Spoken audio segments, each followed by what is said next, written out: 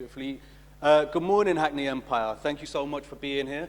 My name is Yamin Choudry. I'm the Artistic Director and Joint Chief Executive here at Hackney Empire, and this morning I'll be hosting a panel talking about the future of UK musical theatre, and I'm joined by some incredible, inspiring peers of mine from the theatrical sector, and I'm going to get them to introduce themselves. So Suzann, can we start with you, please? Yeah, hello everyone. I'm so happy to be here. My name is Suzann Mclean. I'm the Artistic Director and CEO of Theatre Peckham. Hi, lovely to see everyone. My name is Andrew Panton. I'm Artistic Director of Dundee Rep Theatre and Joint Chief Exec of Dundee Rep and Scottish Dance Theatre. Hello all, it's really wonderful to be here. I'm James Dacre, Artistic Director at Royal and Dernagte Theatre in Northampton. Hello, I'm Jenny. I'm the Artistic Director of Graeae Theatre, and opposite me are Jenny and Tracy, my sign language interpreters. Thank you all so much for joining us this morning. It's amazing to have you. We're going to kick off straight away because I'm aware we're running slightly over. So I'm going to get straight into it. I'm going to ask you first, panel, what are your hopes for new musical theatre in the UK after the pandemic? So it's been an incredibly difficult 18 months for all of us. What do you hope we're coming back into, and what are your hopes for the future going forward, immediately? Well, I'll start. So for me, I just think that we've been living through this massive time of political and social change. And I guess with that comes uncertainty. And what we really need right now are the artists and the storytellers who are going to be creating work through which we can better connect to this new world that we're going to be in. And with that, I think, like throughout the pandemic, we've had all of these creatives making really good use of this time of isolation. And I think with that period of isolation comes that moment where you can really tap into what is really true and authentic and dig right down into what you really want to say, who you want to say it to, who you think will benefit from it, and to find your own voice. So that's how, you know, the things that I find that are most exciting that I think is going to coming through the pandemic. Andrew, James, Jenny, anything to add? I completely agree, by the way, but is there anything more? I thought it was a brilliant summary of everything I would want to say. I don't know what's that. I mean, I think the themes of community are coming through really strongly in this period at the moment, and working out who we are in the world, as you said, and how we can support, not necessarily just in the normal terms of support, but the kind of how our art can support, and how the stories that we tell of resilience and emergence and transformation. Those are the kind of story themes that I suppose I'm most interested in, and the work that's coming through in our new musical theatre work, and more broadly in our dance and theatre work as well. New voices, whether that means emergent or just voices that haven't spoke in this genre before. And I think it's really interesting to hear the voices that are turning to telling stories through music and song that maybe wouldn't have thought of that before, and seeing it as a tool and a form in which we can tell stories in a wider sense and communicate in a larger sense, I suppose. I couldn't agree more. And guys, by all means, just jump in. We can keep this very, very conversational. But James and Jenny, where should we be looking for these new voices, and to discover this authenticity that is so crucial, particularly now, perhaps more so than ever? Where should we be exploring, or where do you two look in particular? James, I'll start with you and then move on to Jenny. I mean, I think just to echo the brilliant points that have been made so far, it has been a year of rethink and reset, and an opportunity to really reflect on the way we tell stories, what kind of stories we want to be telling as a sector. And of course, as we emerge from it, it's against a really difficult financial backdrop, but I think there has been an amazing solidarity and resilience across the sector that is all underlined by a kind of complete determination to be arguing for the value of live theatre, the value of original voices.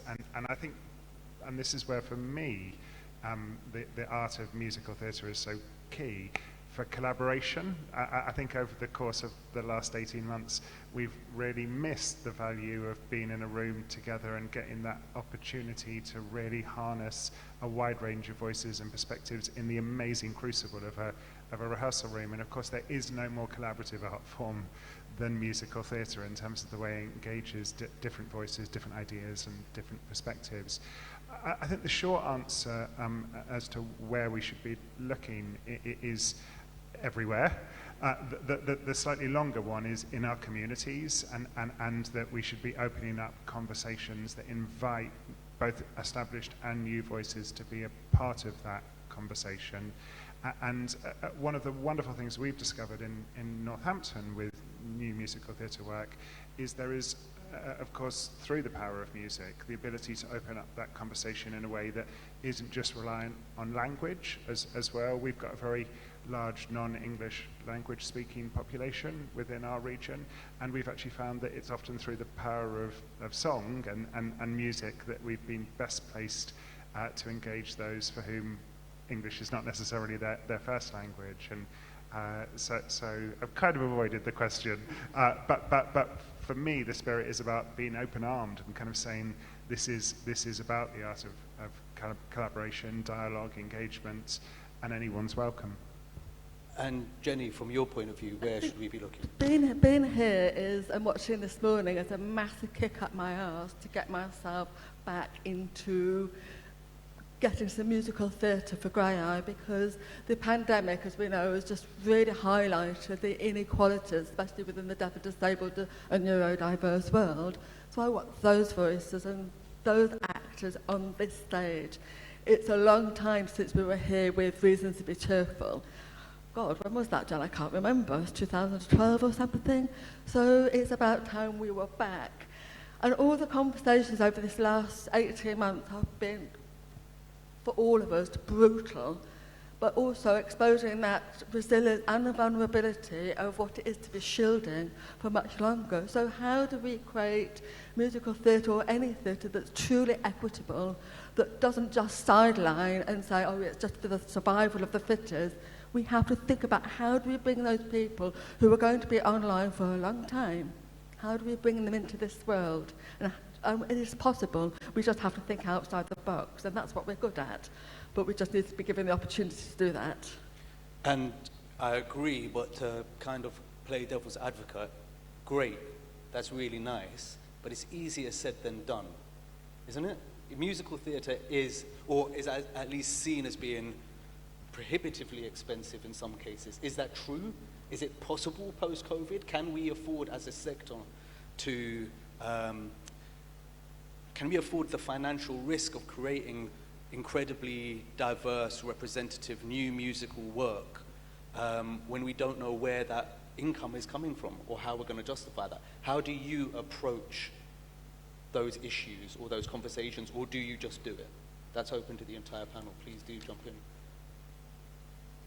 I wonder if we've moved away in the last kind of 10 to 20 years from every budget line being about a 20-piece orchestra and 20 people on stage. I wonder if we've moved around that. I mean, we've seen some amazing work this morning. Probably bar one, maybe we could call them all chamber pieces. Some of them, you know, a couple with 2 performers and a small band, or maybe just 1 piano.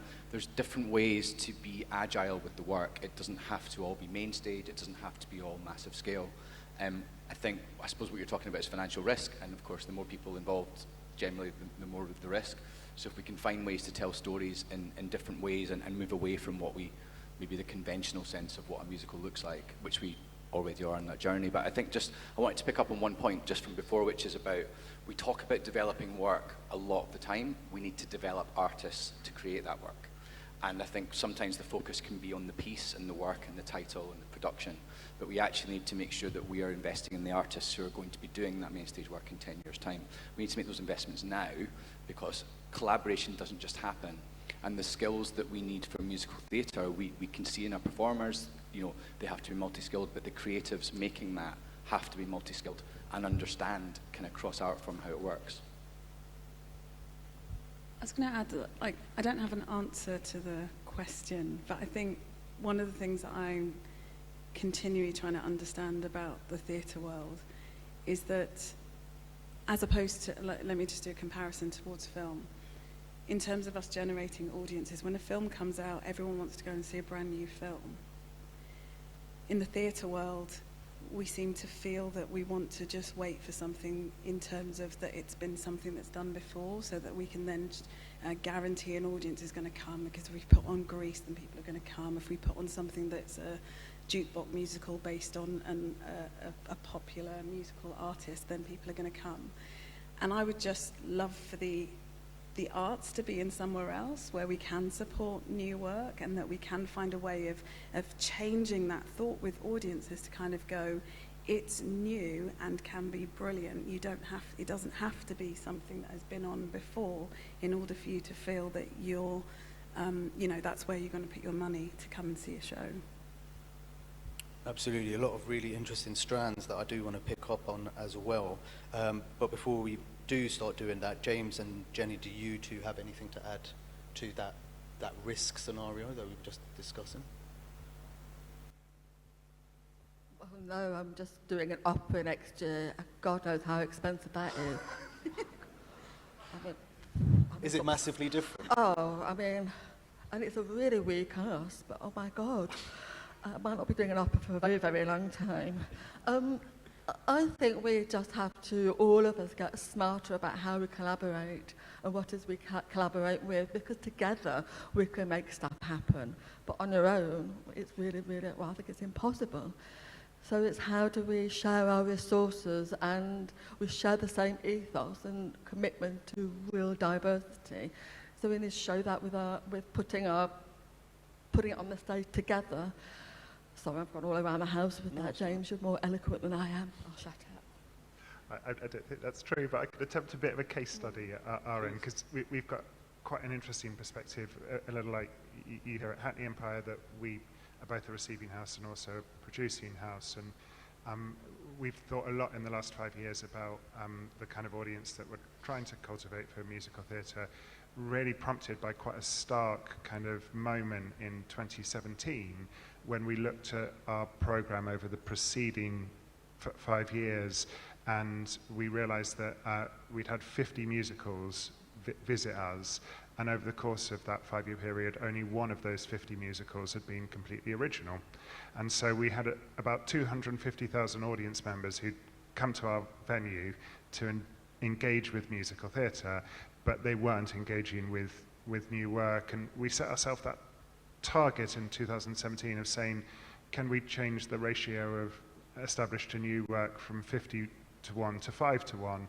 And in May of this year, we achieved that. But we've learnt a lot about both the challenges of doing so and the amazing opportunities. I think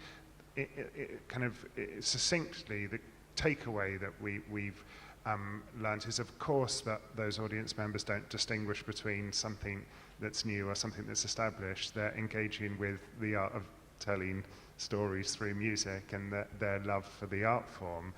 However, one of the ways that we have found that we've most successfully been able to develop new work is by not taking all the risk at once, and really trying to cultivate an audience through a series of engagements working towards a production that is really artist-led, audience-focused, and is been for us about actually providing the right scale of platform for the artists we've been working with at the right stage in the development of that musical. And so often the most visible part of that is the production at the end, but actually the hard work has been done in the 2 or 3 years that precede it, with sharings, platforms, 3-night events, and allowing the work to kind of grow organically. And one of the things that has been really, really satisfying about every new musical we've produced in the last couple of years is that kind of moment in the final night of the run, when you kind of go backstage and you talk to the team, and everyone there knows that the journey isn't over.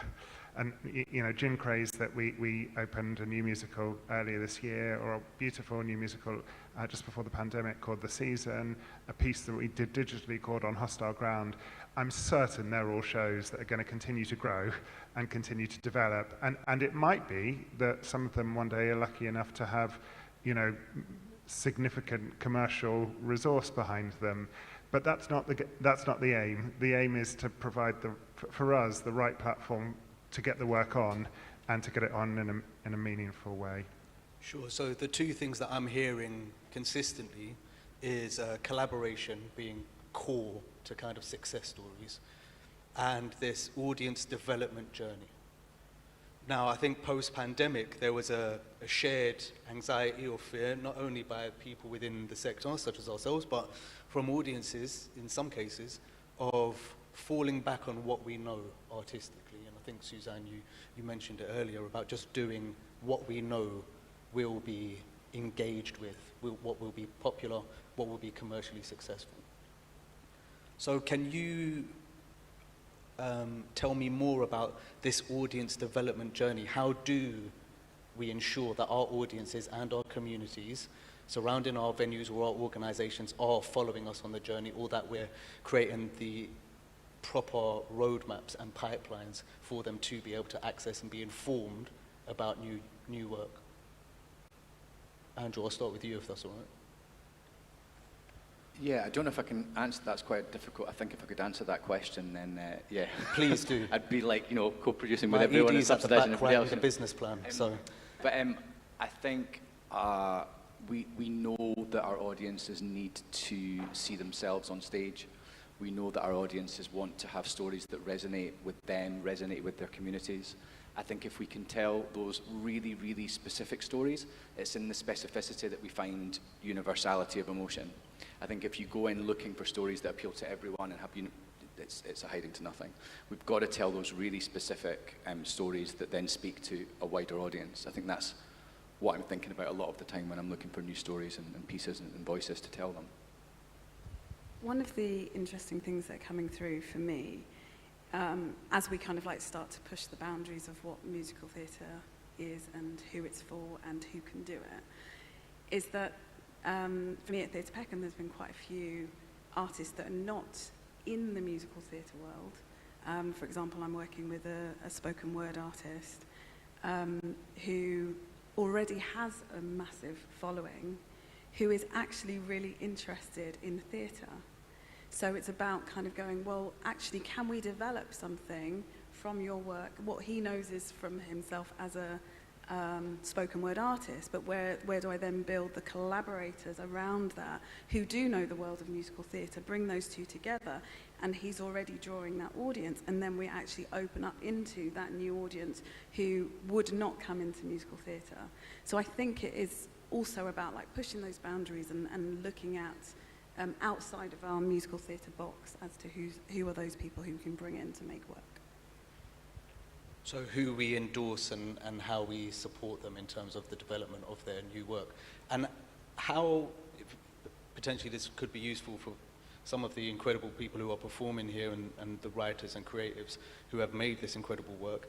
We're talking about collaboration within the sector, but if you are a creative, and Andrew, going back to your point about developing, not just developing the work, but developing the artists as well, how do they approach us? How do they engage with us as a sector to get their work made, or just to be heard and to be seen?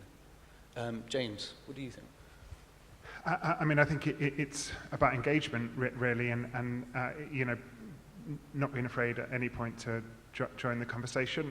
I do think, and this might be a contentious thing to say in a room with so much musical theatre expertise and authority, but I do think as a sector sometimes we can overthink things in terms of the way that we talk about the art form, and that sometimes there can be an assumption that the artistry of musical theatre requires a certain type of experience or a certain kind of understanding of the recipe, the cookbook for how musicals are made, and that can be a huge barrier, I think, but both a barrier to those that are commissioning and developing work, because it makes them feel that if someone doesn't have those key ingredients, that they're not ready to,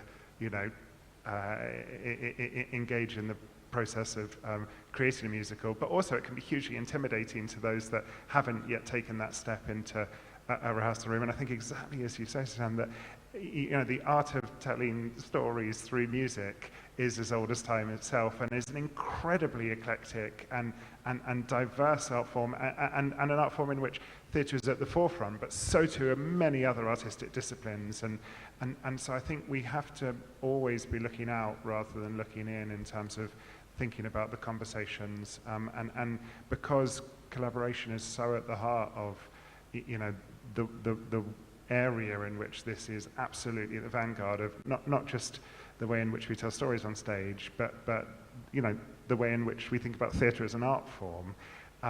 You know, the more voices involved in those conversations, the better, always, without exception, I think. And Jenny, you brought up access and representation earlier. What does the sector need to do to make itself more accessible to the creatives that want to break through? I think, and you can tell me what you think about this statement, we rely on organizations like Graeae to be representative for our sector as a whole. What do we need to do to break down those barriers to make that level of creativity from disabled or deaf artists more feasible, more doable, and more recognized? I think it's about how you open up your auditions.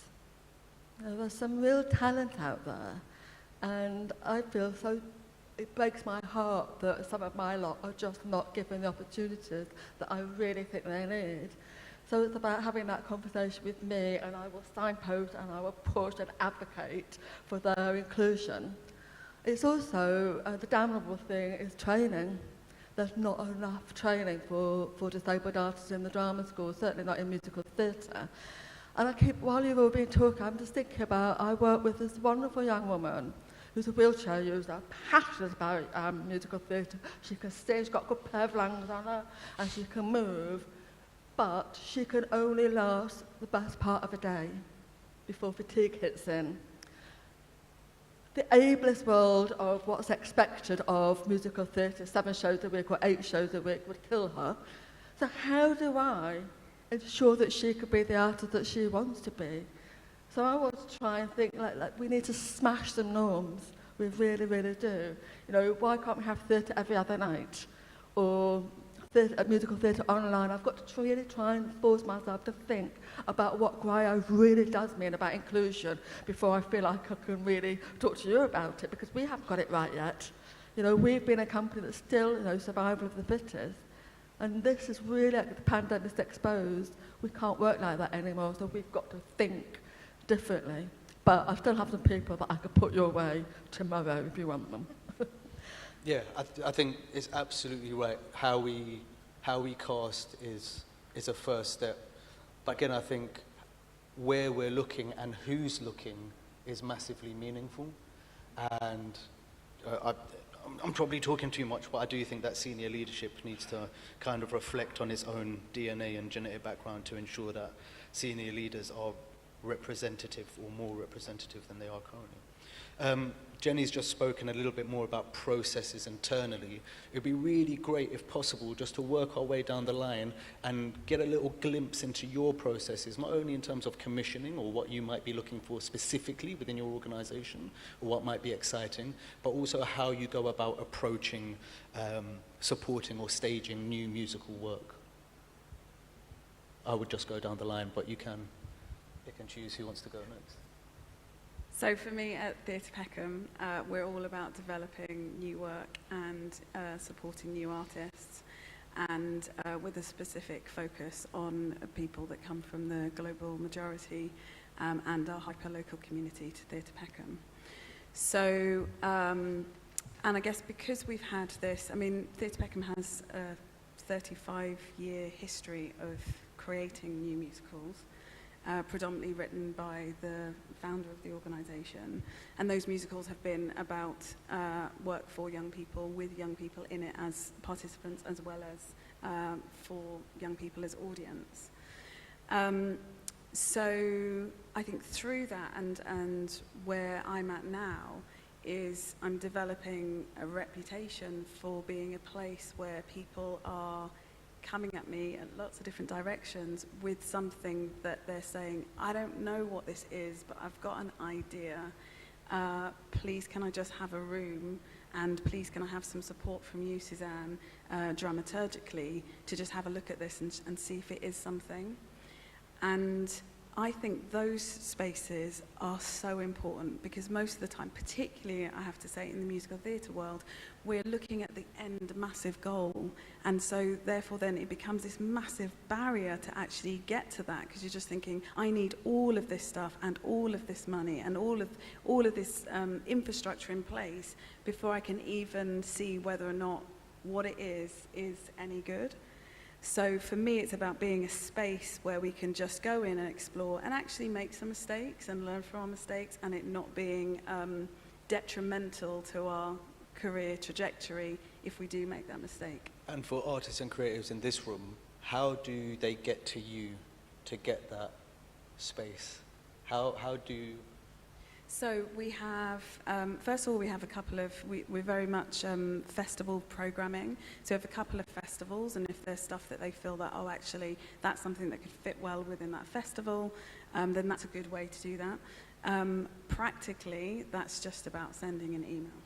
You know, it's as simple as that. Sending an email, moving to getting a conversation, if it's in that realm that they need that conversation, or if it's in a realm of, actually, I just want to be in your Young Gifted and Black season, I've got this as an idea, here's my one page, and then we take it to let's have a chat. Great. And Andrew, what's that process like at Dundee? So at Dundee Rep and Scottish Dance Theatre, we're very fortunate. We've got a resident ensemble of actors, and we've got Scotland's National Contemporary Dance Company as part of the organisation, STT, Scottish Dance Theatre, so we've got a resident ensemble of dancers as well. So what that does mean is when we're not in production, we can do a lot of R&D and really try things out. It's interesting talking about taking risk and making mistakes. It's just absolutely key to any process. And starting out, you know, I think with the say, make as many mistakes as we want to, let's take as many risks as we can in this safe, protected environment. In terms of access to me or getting work at the Rep, prior to the pandemic, we had a festival, which sounds like we got a lot of common thinking actually. We should chat. A festival called Rep Stripped, and that's everything from seed, tiny scratch, embryonic idea to maybe moving towards a first draft of, or trying to stage a couple of scenes from, and our audiences are used to coming to see that kind of work. So I think that's probably access-wise, and again, dropping me an email is always the best way to start a conversation. I do think when we're talking about new musical theatre work and attracting new voices to that, I think nomenclature can put people off. I think there's a lot of artists that would definitely not self-identify as musical theatre artist and creative, and I think the more and more we get better at opening out what musical theatre is, the less and less the terminology means. And what we're actually talking about is storytelling that uses song, often movement, instruments. And I think sometimes if I'm talking to a new artist that's particularly exciting and much cooler than me, I probably don't mention it's a musical. I just go, do you want to make a show? Should we do a show? I've got some interesting collaborators. Oh, there might be some songs in it, don't know yet. But I think starting off like that rather than we're going to make a musical can kind of stop putting a lot of artists that might not. You can get them through the doors and interested in making work. Definitely, and I want to come back to that in terms of the baggage of the lexicon that kind of surrounds musical theatre. So let's do that, but let's find out first, before we move on to that, what it's like at Royal and Dernagte. So I think actually our starting point has probably always been that as a producing theatre alone, we don't really have the resources or the expertise or the networks to create work, and that partnership is the way to do that effectively and really kind of galvanise you know, more than one perspective in creating work.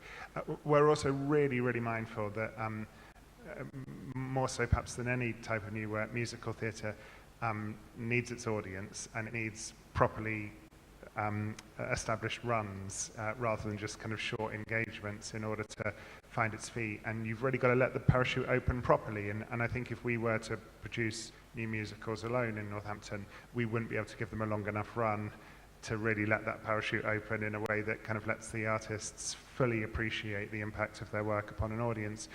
So for the last 5 years, we've all of our commissioning has been through a consortium that we helped to bring together, which is 5 musical theatre organisations, all very, very different, ranging from Perfect Pitch, China Plate, Improbable Theatre Company, through to Scottish Opera, and of course the wonderful MTN and MMT, without whom we wouldn't all be here and today. many of those partners are here today as well. Absolutely, and that's been kind of absolutely key to the ethos, and everything we've produced in this time has been collaboratively commissioned and developed, and I think in that spirit it has ensured that the work has a further reach, a longer lifespan, and an awful lot more expertise around the table than we'd be able to offer alone. And in that consortium, creatives or artists can approach any one member of the consortium, and you guys will kind of take that around a table and discuss how you may facilitate that work. Exactly that.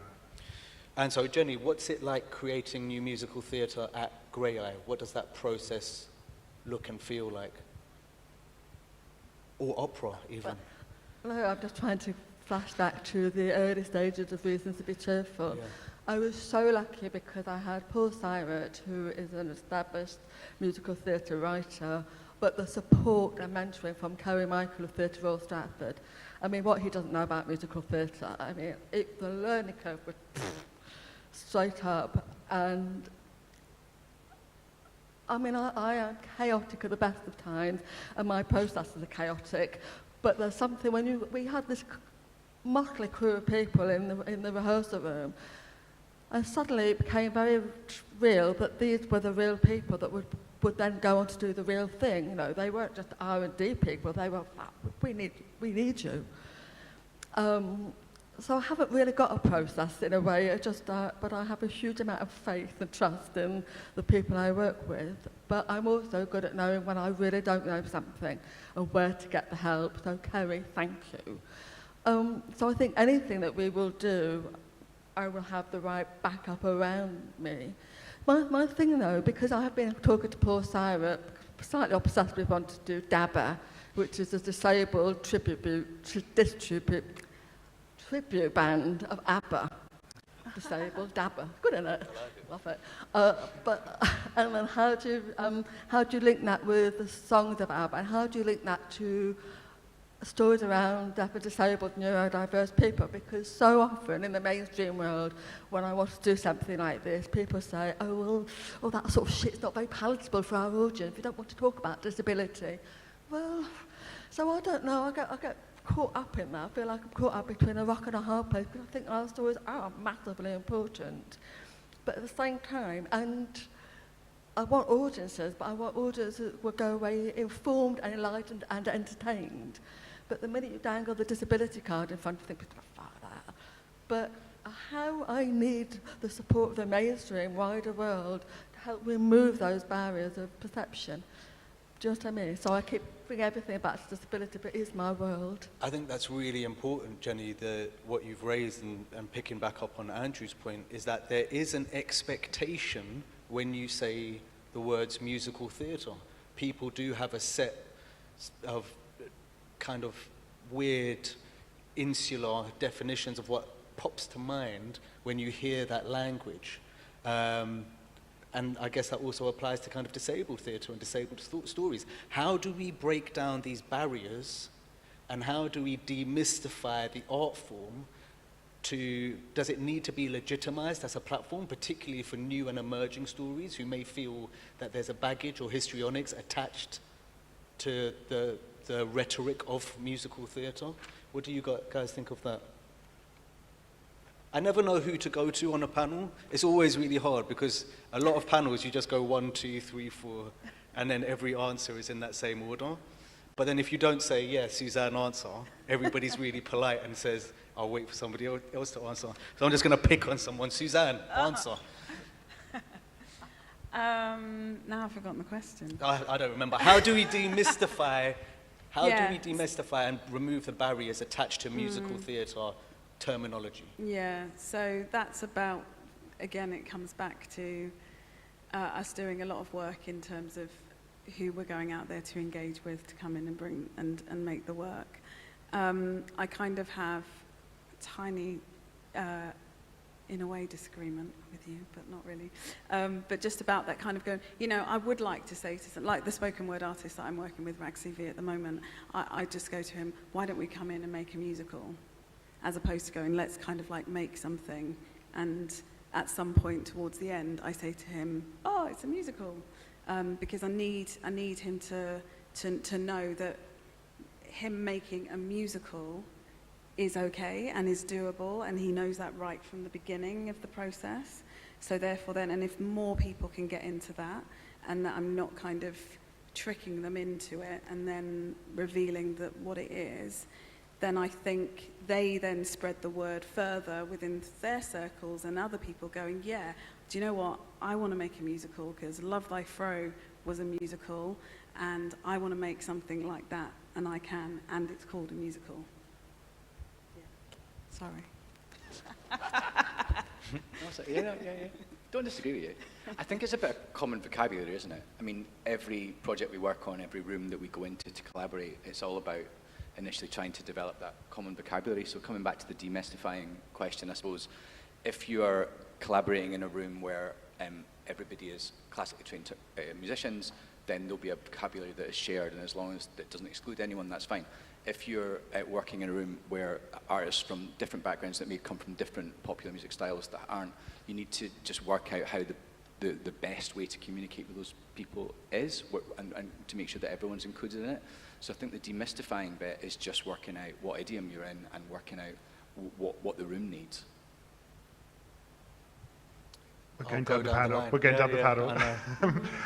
I think, for me, it's all about people and stories. It has to be, and not about genres. And fundamentally, that is about trust. It's about trusting the artists that you're working with. And there's a kind of, it's all too easy to try and categorize the way in which people are working according to the genre of their work, or, you know, the nature of their craft. And I think we need to work harder as a sector in really putting the spotlight on the artists, the stories that they're telling, and then subsequently working out how we summarize that in a press release or articulate it as a marketing exercise.